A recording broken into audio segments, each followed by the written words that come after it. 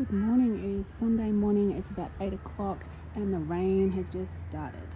Just on my phone because I've got my camera doing a whole heap of stuff.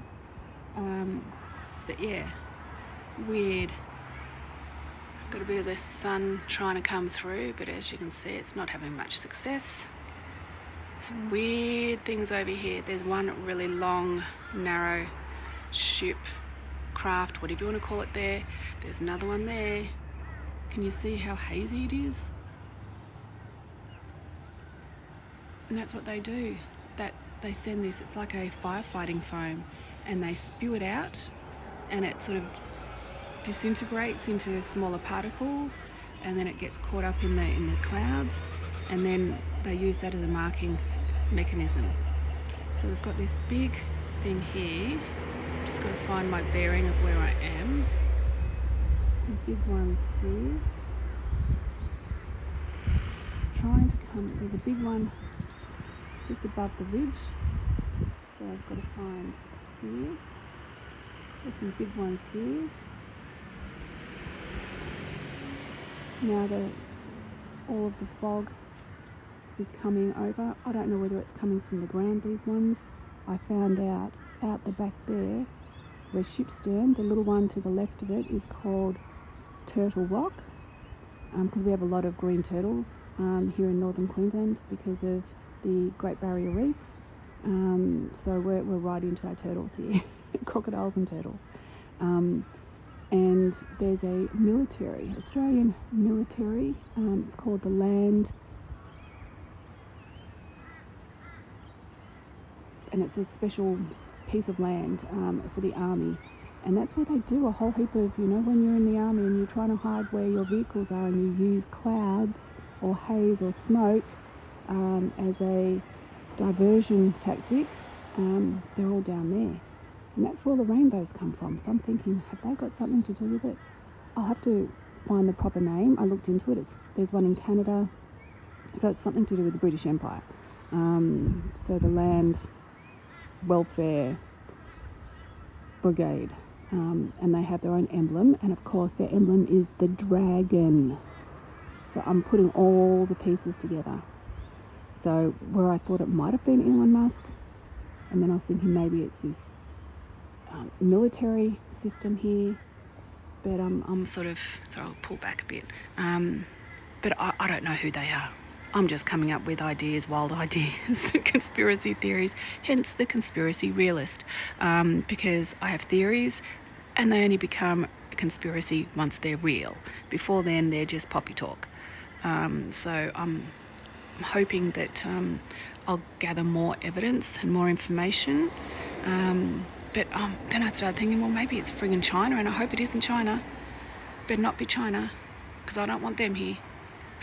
Don't mean to be. Don't think I'm a racist. Don't shoot me down. Don't hate me. But, they eat their animals. And have you seen what they've done to all, because nobody will go to the wet markets anymore. All the animals that they were breeding in, those are horrible, subhumane, cruel, vicious, evil places. When there was no market for them, they, instead of, killing them humanely, euthanizing them, they just dug a big hole, threw them in, poured lime over them while they were still alive, and then covered it with sand, because they said that was the most, eco-friendly way to get rid of these animals. No, you find a home for them. You created them. You wanted the money from them, so you put your money back in and look after the bloody animals. Oh no, I'm not really good. I'm not a friend of China at the moment. They'd have to do some pretty bloody amazing things to make me think otherwise. So I know not all Chinese people are bad, but the Chinese government is evil. Anything that moves, they think that some medicine comes from it, so they'll kill it, trap it, use it for their own financial benefit. And they cheat all the sports for the Olympics and everything, come on. They're not a very nice group of people. This is not about a rant about China. So we'll just zoom in on a few of these. So that's my mind. It's 100 miles an hour. I'm Elon Musk, I'm China, I'm this warfare Land Warfare League, the British Empire, purgatory here on Earth. Yeah, my mind just doesn't stop. As they say, jack of all trades, master of none. That's me. I have lots of theories,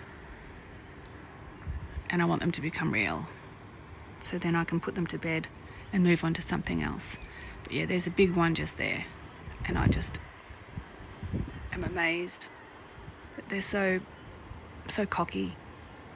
And you have to remember that sometimes the language I use might be offensive in your country, but like when I mentioned something about it's as obvious as a dog's balls, that's just an Australian slang comment. You can tell a male dog from a female dog. It's basically what it's saying. You're not, it's plain, it's obvious, it's out in the open. So don't think that you're smart in any way, because you're not. It's very, very, very, very basic anatomy.